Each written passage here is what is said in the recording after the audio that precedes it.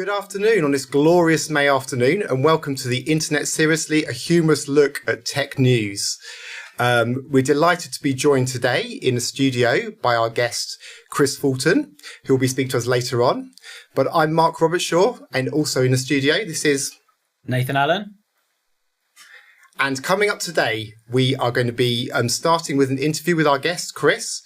And then we'll be looking at the M&S cyber attack, which has been ongoing for the last 7 days or so.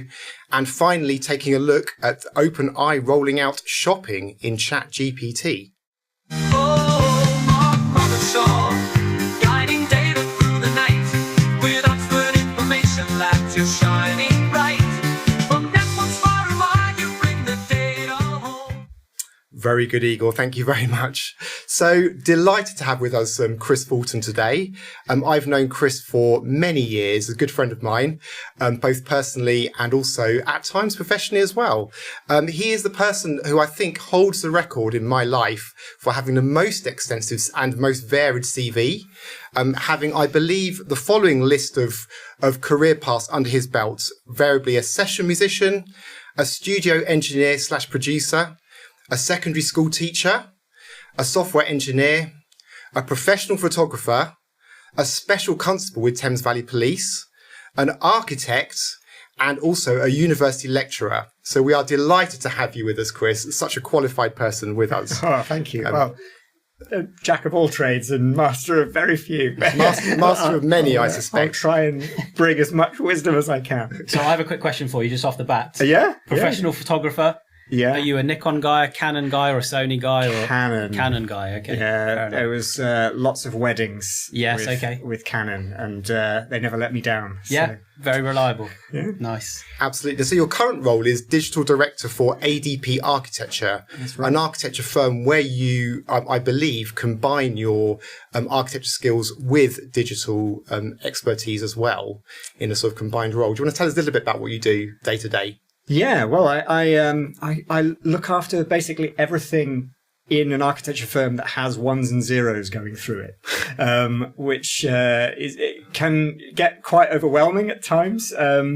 The interesting thing about architecture firms is that a large architecture firm for anyone else is a very small business. So we have 100 people, and so anytime we have any conversation with anyone about our software stack or our research and development arm or anything, for architects they think we're talking about the biggest company they've ever seen, because architects don't tend to work well together with each other, but everyone else in the world looks at that and thinks, SME. So yeah, I kind of look after our digital strategy, how we as architects use digital tools to help design the built environment, get our jobs done quicker. And also I've kind of fallen into looking after our IT infrastructure, cybersecurity, software stack, much more widely than that, which is not something that I've ever trained for or,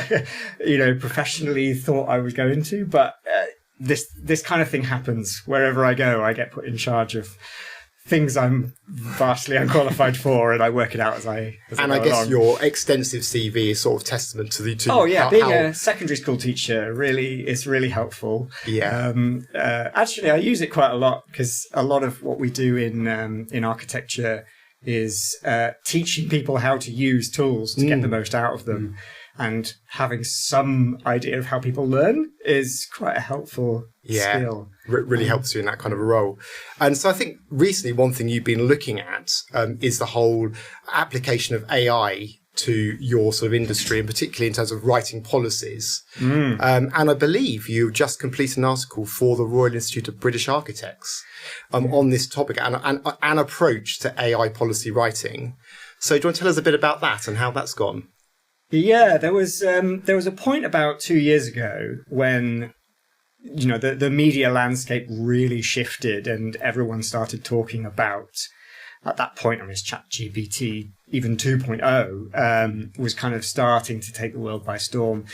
And I had a meeting with a number of other members of the Royal Institute of British Architects, and I was in a very small minority of people who were starting to ask the question, how do we evaluate the risks to a creative industry, and how do we start to actually make sure that we've got these kinds of things on our risk register? Have we got a policy? Like someone asked, has anyone got a policy for this? And I sort of realized very quickly that no one has a policy. No one knows what they're doing. Everyone was just kind of making it up as they went along. And then I sort of started to make a few notes as I went, and thought, what would a policy look like? How would I guide this company through what could quite easily be a very disruptive next few years? Because it was quite obvious even a couple of years ago that this was going to be a long-term experience of change. And those notes sort of slowly morphed into a team. And then the team started to kind of try things out. And then we started to build a bit of a framework for evaluating whether a particular approach was helpful for us or not. And then that got picked up by the RIBA, that has an expert advisory group, very fancy name, but a talking shop basically for people advising their board on various issues. And there's one for data, computation, and AI. And so I'm their ethics and practice lead for data, computation, and AI. And that kind of covers a huge amount of big questions that no one really yet knows the answer to. How is it going to affect workforce and resourcing? But also, are these tools actually able to bring efficiencies and value to practice the way that everyone thought they would at the beginning of the process? And how do you evaluate that? And so, we've ended up putting together quite a decent framework, I think, for how to go through a process of testing these things out, actually think of real world end-to-end solutions for anything that someone is trying to promise. There can be a lot of snake oil out there, especially in the creative industries, because people know that creatives don't have a good understanding of how LLMs work under the hood. No. So it has been quite helpful to have a bit of a background in software and be able to analyze that a little bit more carefully. And I guess we do a lot of AI-based sort of presentations on this podcast. And one of the questions we often like to ask is, what's your view on how much the AI can, let's say, replace the human in the equation versus complement the human, and how much work do you think realistically can be done by AI versus using sort of real people ultimately this way? Yeah, it's a question that we haven't got a clear answer to yet. There's a Boston consulting group did quite a lot of research at the very beginning of ChatGPT, and they've continued it. They came up with a really good kind of model, which they call the jagged frontier. So if you imagine that human ability is this kind of like horizon line, there are some areas where algorithmic models have absolutely outstripped humans. Playing chess, for example. There is no human chess player that can beat Stockfish version whatever. Yeah. And then there are other areas where actually they'd found that if you gave a human worker access to AI, it made them worse at their job, not better. Because what they started to end up doing is accepting as gospel whatever this language model spat out, and they stopped using their judgment, and they missed much more creative or successful things that in a double-blind study, their compatriots who were not using the AI were coming up with much more innovative solutions to things. Yeah. And the way we've ended up talking about it in the architecture world is that it's a C-grade student, and it still feels like one. So if you ask it to help you with something where you're an expert, and you're an A-grade person yourself, or you're an A+, it's going to drag you down. It's not going to accelerate you. But if the one area where it can be helpful is you say, well, we don't have anyone in the firm who can do this. So a C-grade student's better than nothing.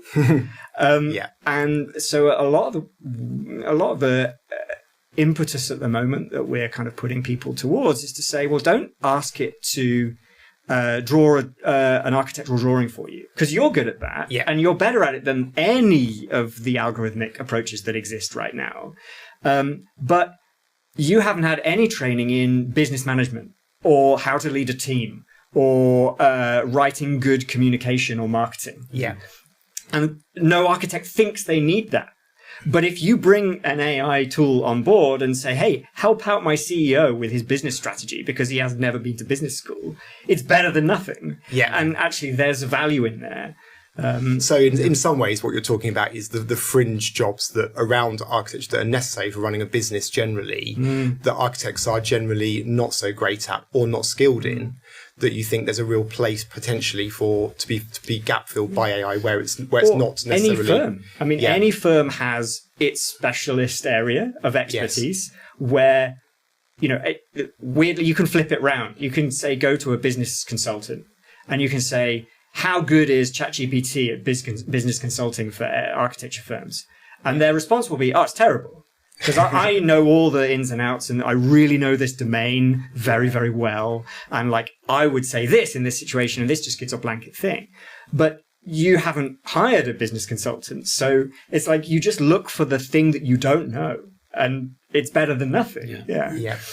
So it's almost like complementary to the core business. I mean, one of the challenges we have in IT is a new trend emerging called what was being referred to as riff coding, which vibe coding, which has come through, and this sort of sense of people just sort of assembling whole systems from nuts and bolts that they just get from AI produced outputs, and what the outcome for us is, of course, that with ultimately a more de-skilled workforce who don't really understand what they're doing in quite the same way, but also no architecture and therefore no maintainability. And I'm sure you must have similar risks in your environment by opening up AI tools to architects. There must be a percentage that will start vibe architecting to some extent. Is this something that you're worried about or not particularly in your environment? I think when we started the policy journey, everyone was worried about it. Yes. There was a lot of fear around people, certainly from an ethics point of view. Architects are generally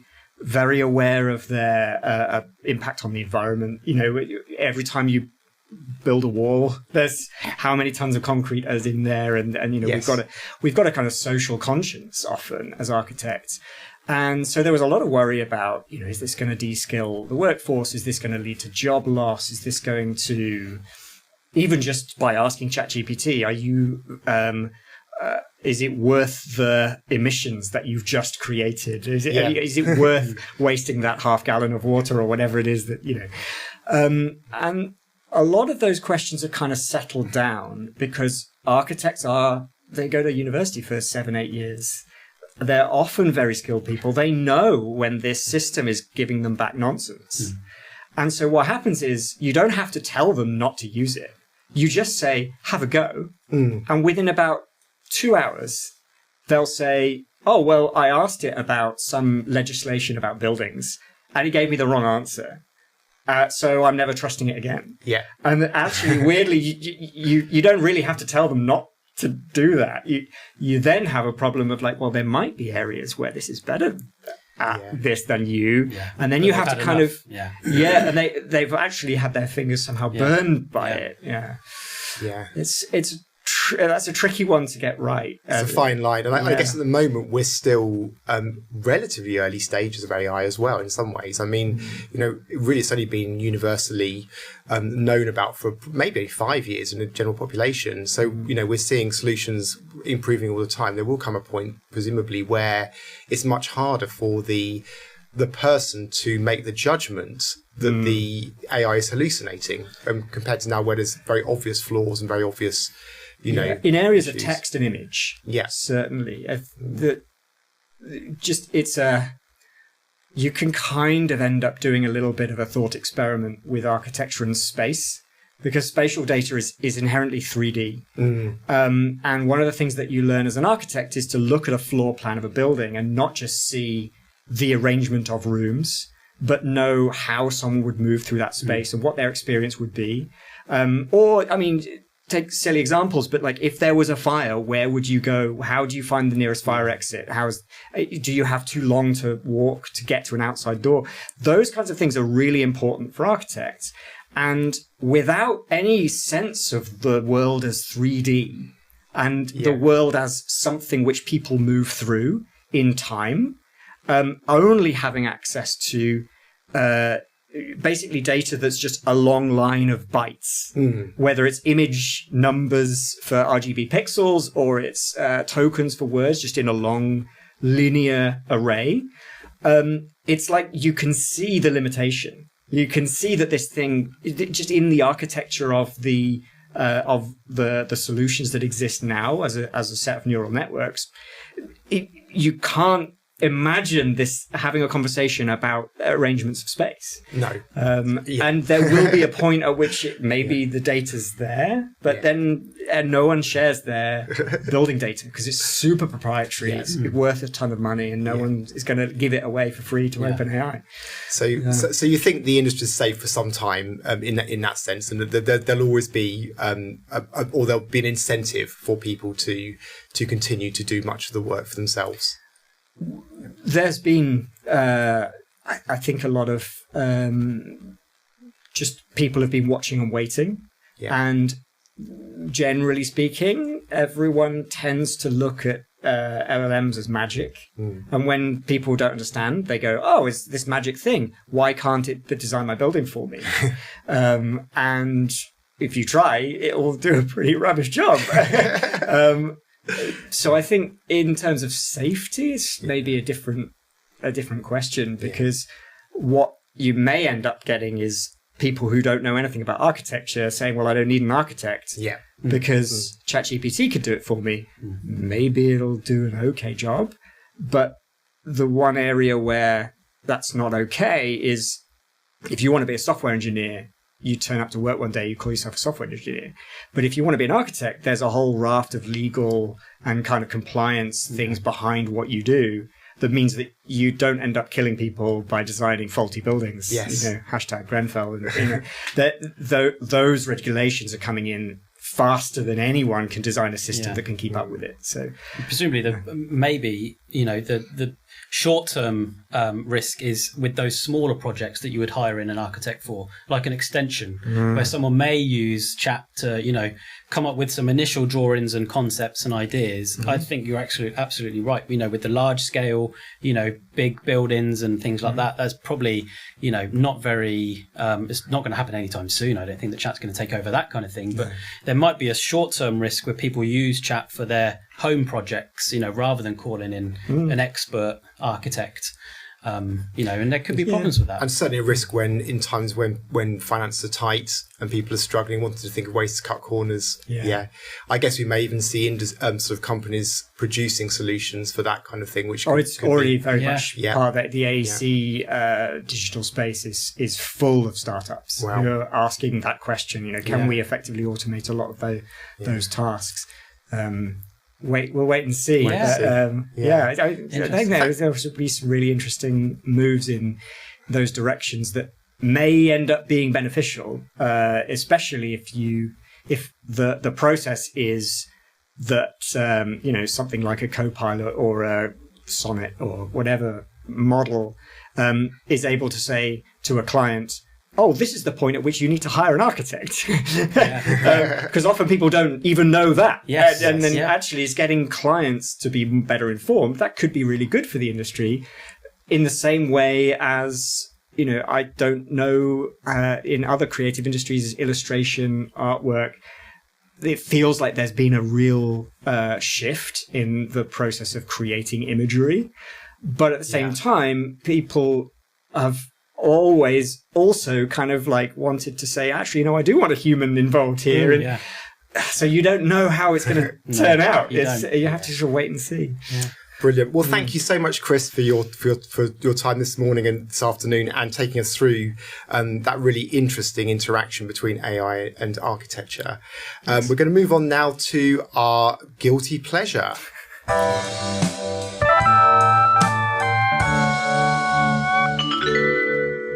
So, Chris, tell us, what is your guilty pleasure online?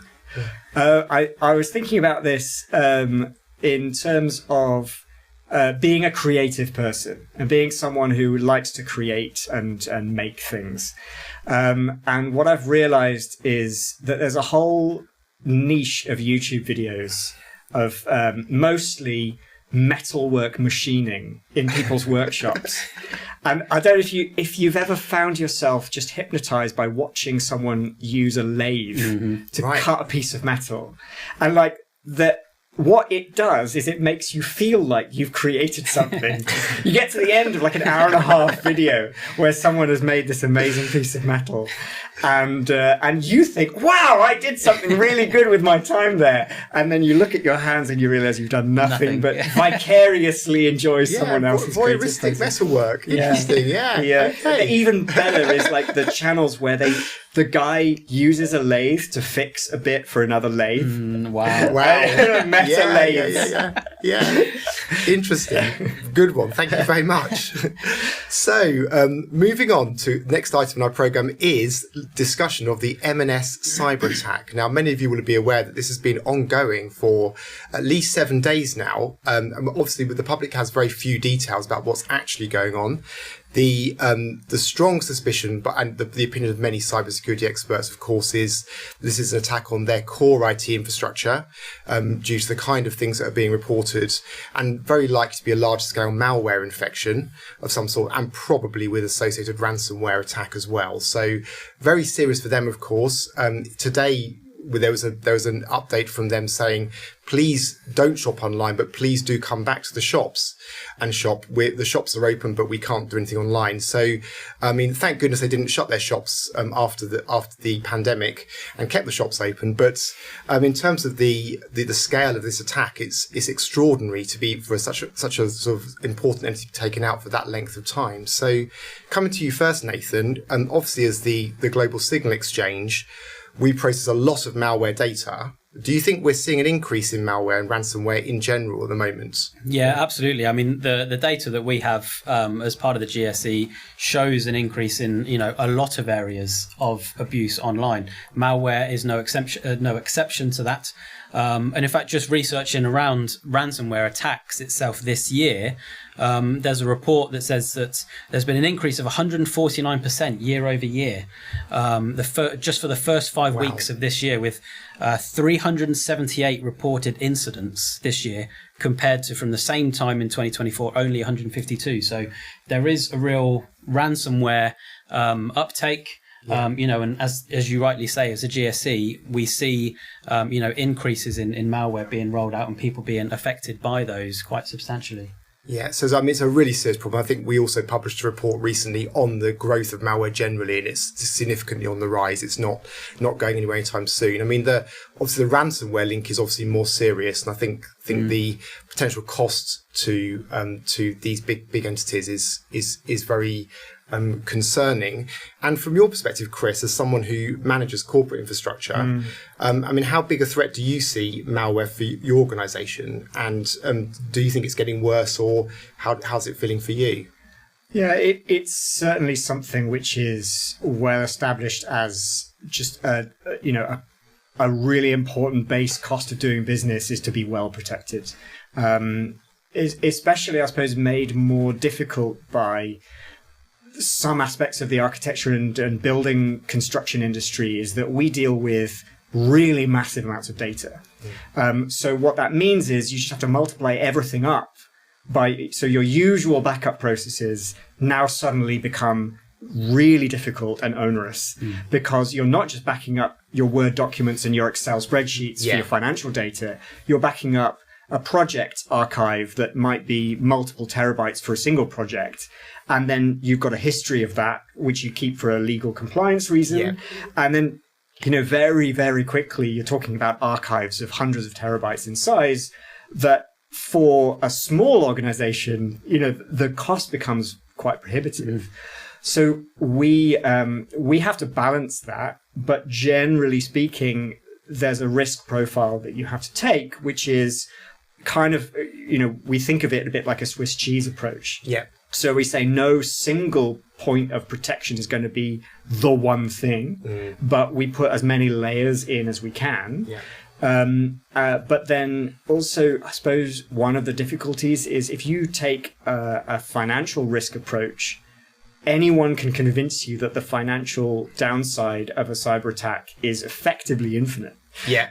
And that effective infinite risk actually doesn't help you quantify how much money you should spend on your cybersecurity. No. In fact, if you just took it like a traditional risk approach, you would spend your entire turnover protecting your organization. Yeah. And so at some point you have to kind of start to do what we've done, which is prioritize people over systems and processes.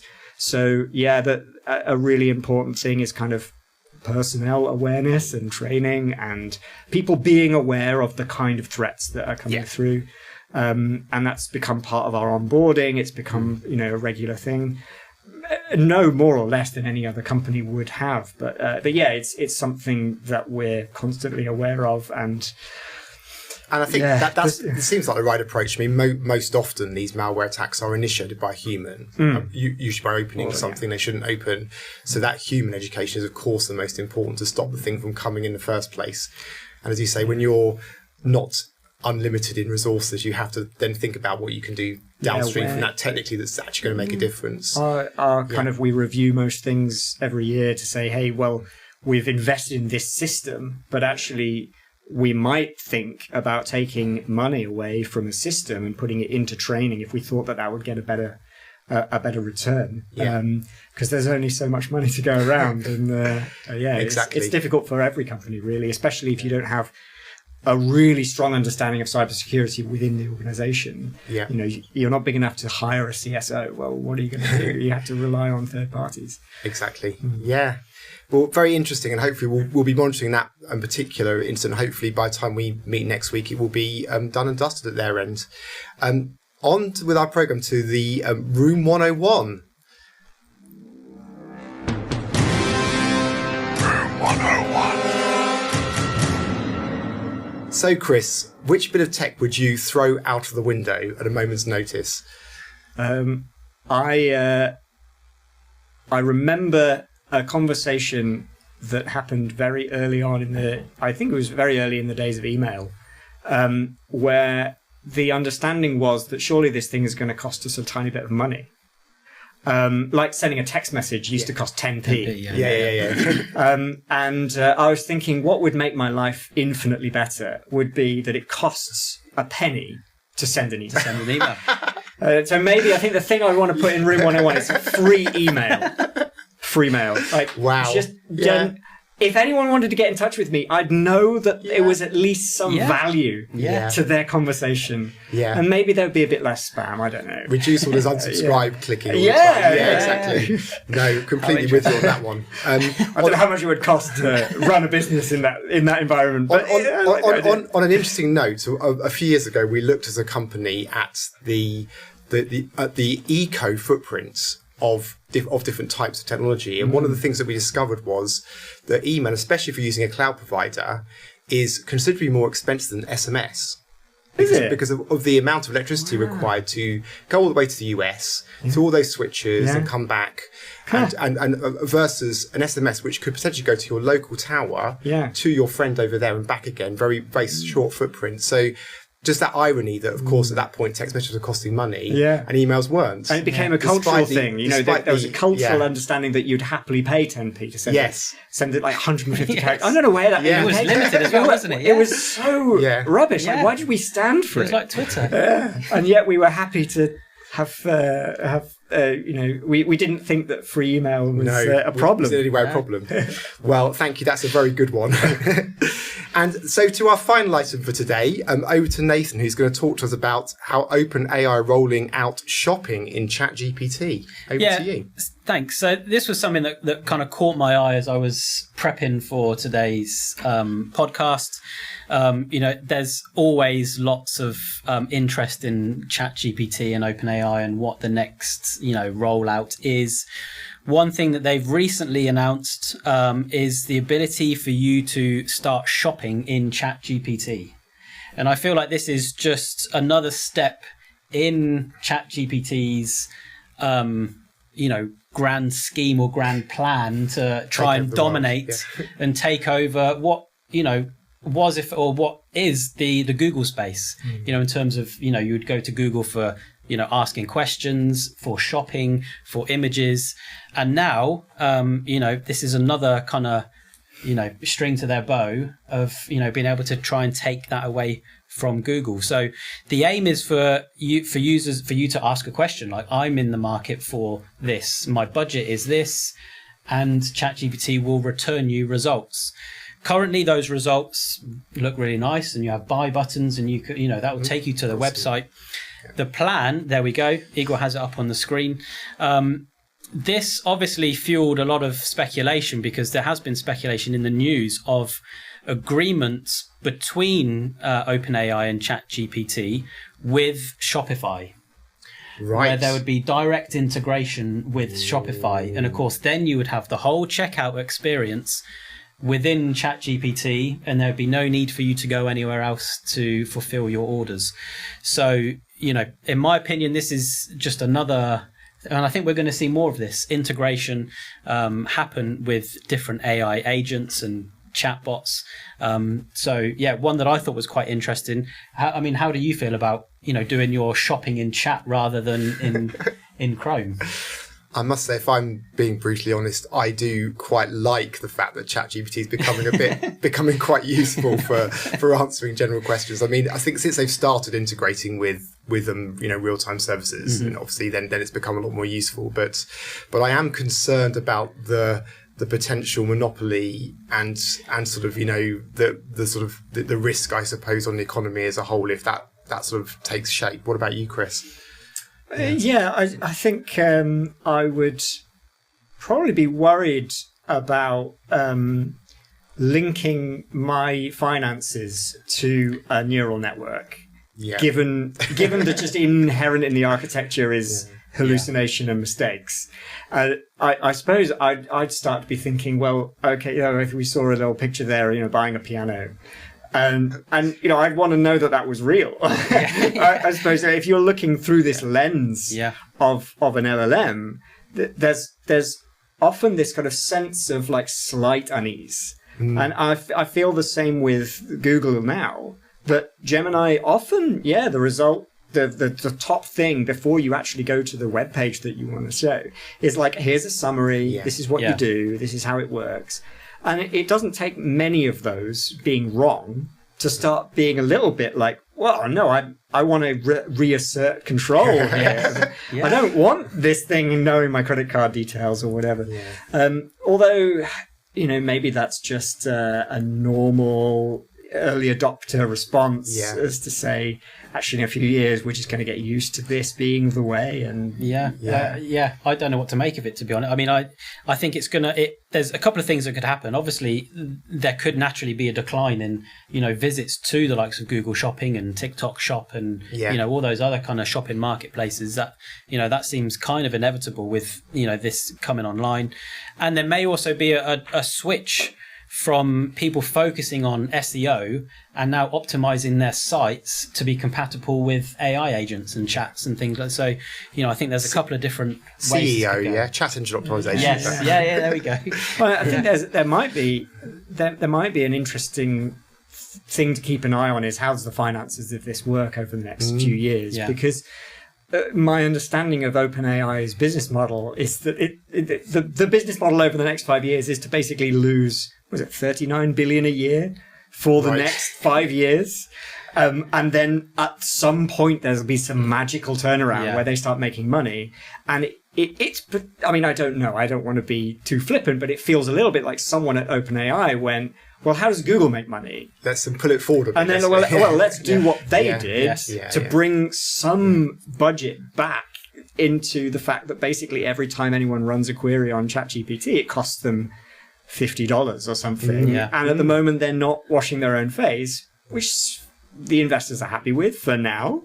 But if they don't have a viable business model for 5 years, that might change. And OpenAI have said that at the moment, the shopping experience, the results that it shows are not adverts. So they are curated from real shopping sites, and so they're not adverts. But obviously, that is a revenue stream that they could potentially switch on, just as, Google and everyone else. Absolutely. For sure. I mean, it's a little bit off topic, but back to your point about the Gemini sort of AI summary at the top of Google now. Do you think that we might be that over time it will be a bit like Wikipedia? Because I think what's happened is the world started sort of suspiciously not quite trusting Wikipedia, but now we tend to take it as gospel. And I think with AI, like you, I always go and check out other links on the page to make sure it's genuine. But do you think we might move to a point where the trust is sufficient that we risk that sort of, I'd hope face value? I'd hope whatever. I mean, the whole point of the internet is, free exchange of information, right? And for a long time, that has meant documents. And I think various people have come along at various points and said, well, wouldn't it be great if the internet was more about data and information, not just about documents and HTML? And I don't know whether this goes a little bit closer to that as a way forward, or whether it actually is a step along the way, that actually there's another generation coming of AI that has a bit more of a kind of symbolic reasoning or internal logic that means that it can not just say, it can sometimes feel like, when you have a conversation with someone and you tell a story and they jump in with a story that's kind of a little bit like the story you told, but just because they want to tell a story. Yeah. And it's like, I've heard that word before. Let me spout what happens after that word.